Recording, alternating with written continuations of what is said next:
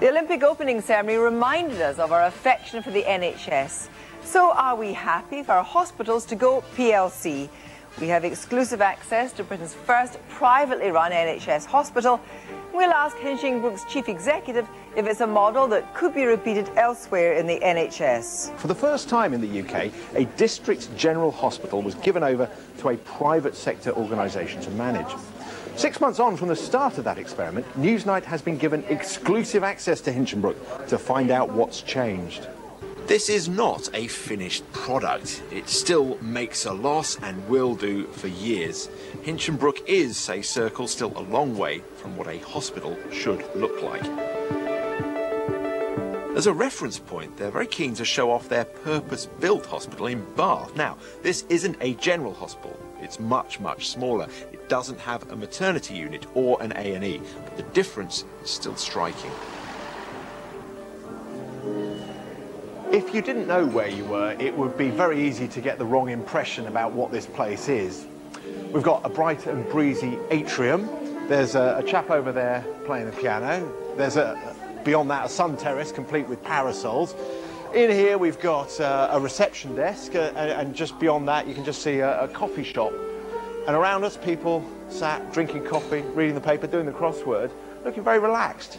Not exactly what you might have in mind when you think about a hospital catering for mainly NHS patients. Danny Boyle celebrated the NHS in his Olympic opening ceremony as a great institution. But what kind of institution could it become in the 21st century? Hinchingbrooke Hospital might hold the key. It's the country's first privately run NHS District General Hospital, taken over by the Circle Group after it failed clinically and financially with £40 million of debt.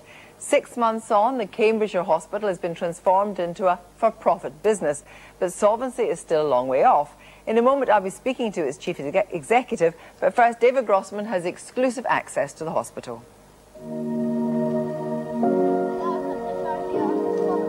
What do you do when it's the hospital that's sick? Almost since it opened, Hinchingbrooke in Cambridgeshire was in a worse state than some of its patients. Hinchingbrooke NHS Trust in Huntingdon has no stars, making it officially one of the worst hospitals in Britain. After a series of needless deaths 2 years ago, the Royal College of Surgeons criticised the surgical team responsible for bowel surgery as dysfunctional. In the surgical team, this represented a risk to patient safety.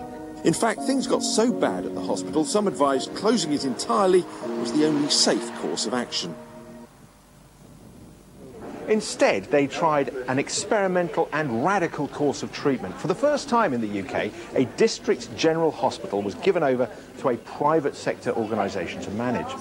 6 months on from the start of that experiment, Newsnight has been given exclusive access to Hinchingbrooke to find out what's changed.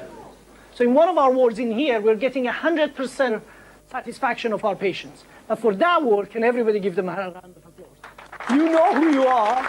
There is still a way to go. Nevertheless, at Hinchingbrooke, they're celebrating the 6-month milestone with cupcakes. Our job, we're feeling that now. We're satisfied with looking after every single one of our patients. These partner meetings are a big part of the turnaround strategy. They're called partner meetings because the staff now own 49% of the company. That's part of the plan, reigniting and then harnessing their creative enthusiasm. Yeah, talk to your colleagues in the wards that are... The boss is Ali Parsa, a charismatic Iranian-born former engineer. What we are saying is that, look, the doctors, the nurses, the healthcare professionals who are meeting the patients every day should be running their hospitals. The orders shouldn't come from people in Whitehall who hardly ever meet a patient. Look, David, we are all human beings and we react to the pressures that is closest to us.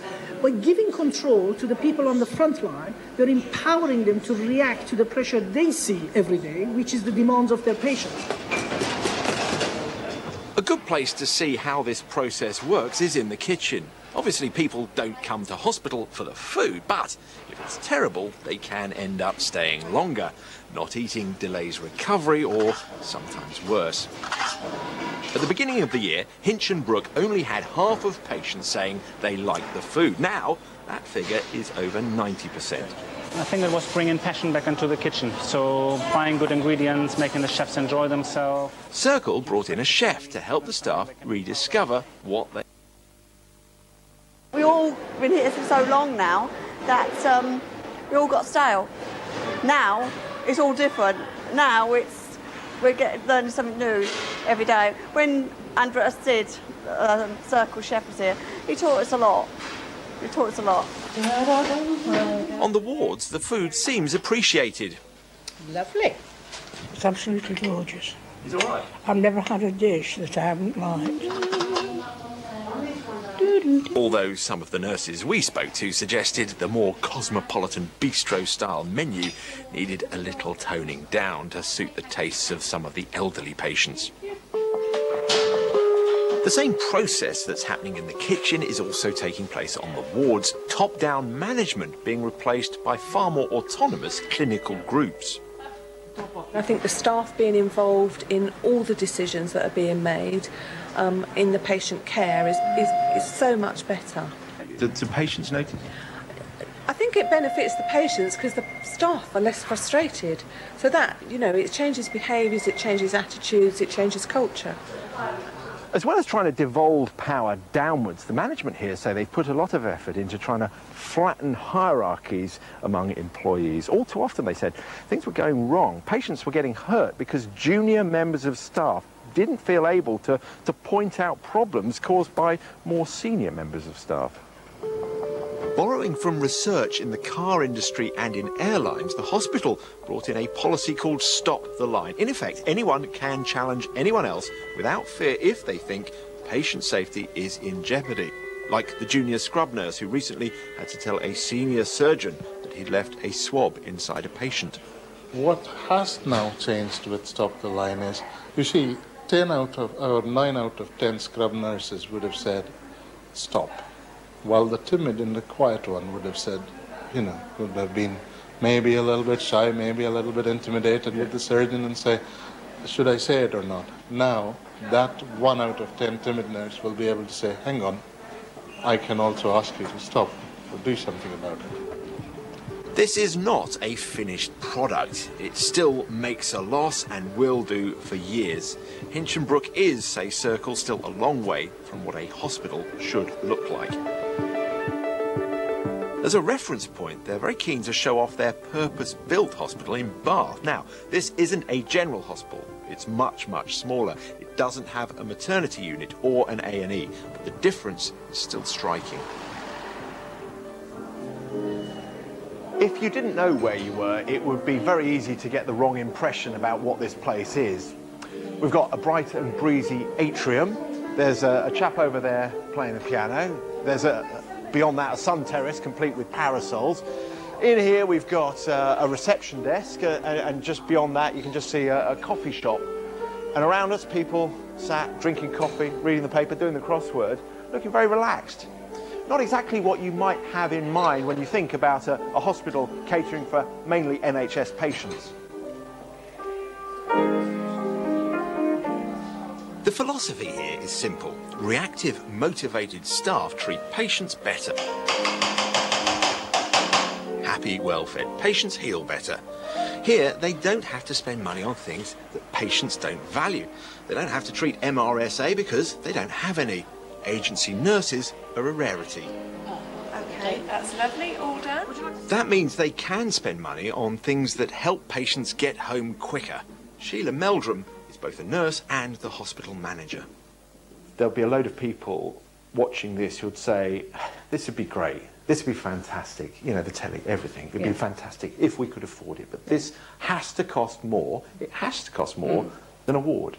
Because we don't charge for the telephones and we don't charge for the televisions, we haven't got someone who is part of their working life is invoicing or working out how a payment may be made, or in fact running around telling people not to use their own mobile phones. So I think that when you think of the complexity of a system that is a historical system, and I think that's the beauty of here, we have always been able to stop and say, well, why? Why have we always done it like that? Circle are clear about their ambition. British healthcare, they say, should be a global export, selling hospital management all over the world. But first, according to Ali Parser, we need to get over the idea that patients and profit don't mix. The job of a company is to serve its customers, in our case, our patients. And if we do a phenomenal job at that, then we deserve to make a surplus. And you know what? Every NHS hospital is mandated to make a surplus. They call it a surplus, we call it a profit. The truth of the matter is we all need to be sustainable.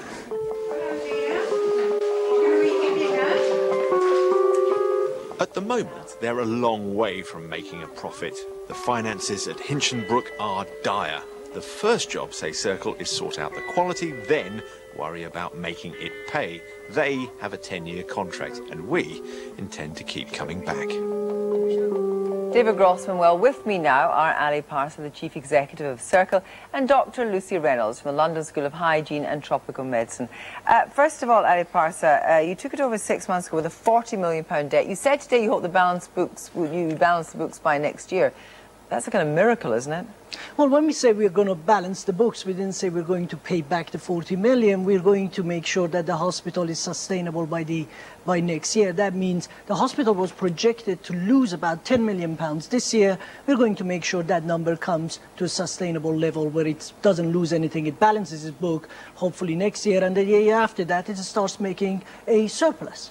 Lucy Reynolds, that seems like a reasonable return for the taxpayer.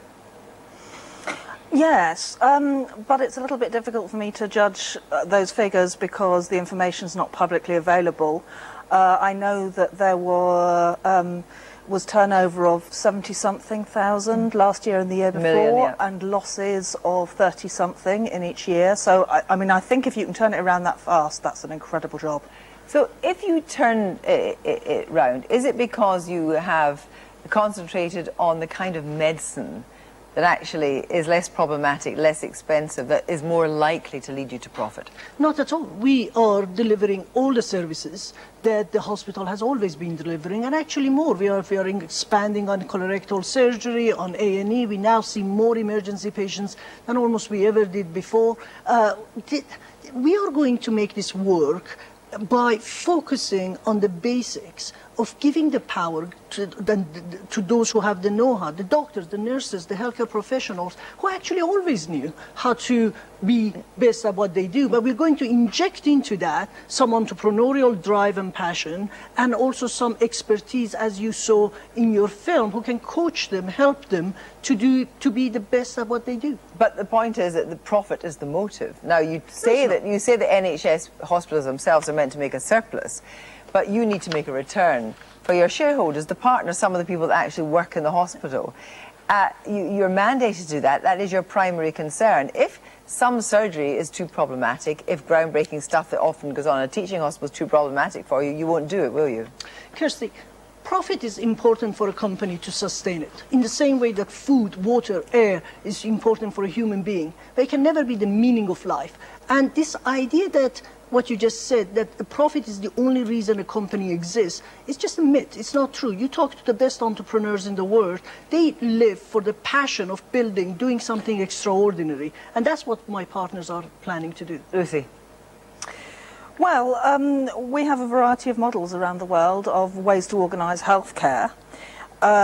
We know that in comparison to our system here, which has been largely publicly owned, the arrangement in the States, which is something we're moving towards, costs 16% of GDP rather than we're up to nearly 10%. It was quite a lot lower when the medics still ran the system, actually, before we had all these market reforms.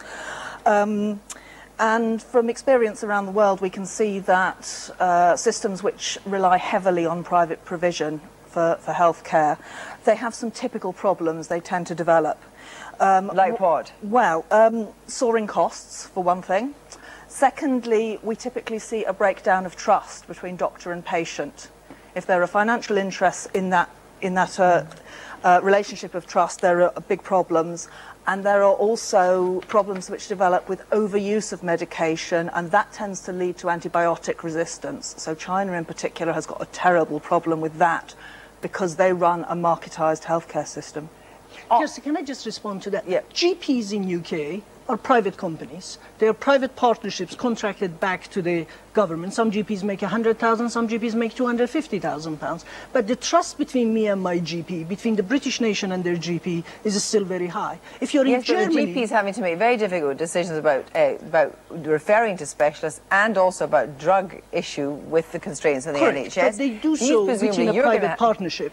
But you have to make those decisions as well. Correct. You have a budget and you're going to have to make those decisions as well. But Kirsty, everybody always uses the example of America. It's gone bad. I've eaten in a bad restaurant, therefore I never go to a restaurant. It's kind of, we don't make those judgments all the time in our life. In Germany, which uses the same percentage of the GDP as we do, more hospitals are run by the private sector than they are by the public sector, and the public is extremely happy with their healthcare system. Just because it's gone back in one place, it doesn't mean it's got to go back somewhere else. But would you consider running a big teaching hospital? We would love to run a big teaching hospital. So this is the idea. There's going to be another kind of model, and would it be so bad to have that model? Well, firstly, the German system is noticeably more expensive than ours, according to the Same 2011. percentage of the GDP? No, it's up to 12%. Sorry, could you repeat your question? Well, I'm just thinking, would it be so bad? I mean, I think the whole thing that you were talking about patient trust is also about transparency. Yes. And I looked at the franchise agreement, and the whole section of Schedule 3, when it comes to talking about repayments, franchise agreements, paying back, incentives and so forth, is redacted.